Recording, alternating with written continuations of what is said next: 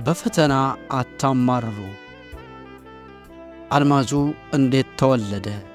አንድ ትልቅ አልማዝ አንድ ተራ ከሰል ጎን ለጎን ተቀምጠው ሳለ ከሰሉ አልማዙን እንዲህ ብሎ ጠየቀው፣ እባክህ ንገረኝ፣ እኔ እናንተ እኮ በአንድ ምድር የተገኘን የቅርብ ዘመዳሞች ነን። ታዲያ አንተ እንዴት እንዲህ ውድና አንጸባራቂ ሆንክ? እኔስ ለምን እንዲህ ረክሼና ጠቁሬ ቀረው? ሲል ጠየቀ። አልማዙም እንዲህ ሲል መለሰለት፣ ልዩነታችን ቀላል ነው።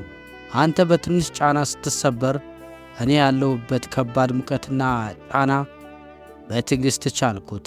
ዓመታትን ምድር ውስጥ በከባድ መከራ ውስጥ ስለቆየው ያ መከራ ወደዚህ ምድር ስመጣ ወደ ክቡር ማንነት ቀየረኝ ሲል መለሰለት። የዛሬው መልእክታችን ብዙዎቻችን ፈተና ሲመጣ እናማርራለን። ነገር ግን አስተውሉ፣ ፈተና ማለት ሊያጠፋችሁ የመጣ ጠላት ሳይሆን ውስጣችሁ ያለውን ማንነት አውጥቶ ሊያነጥራችሁ የመጣ እሳት ነው። ያለ ሸክም ወይም ያለ ስፖርት ጡንቻ አይዳብርም፣ ያለ ፈተናም ስብዕና አይገነባም። ዛሬ የሚገጥማችሁ ከባድ ጫና ነገ ለምትሆኑት አልማዝ ማንነታችሁ ዋጋ እየከፈላችሁ ነው። ስለዚህ በፈተናችሁ አታማርሩ።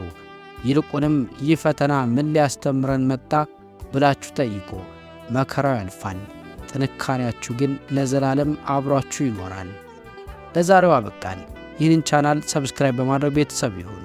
ላይክ በማድረግ ፍቅራችሁን ግለጹ። ሸር በማድረግ ለወዳጆቹ ያካፍሉ።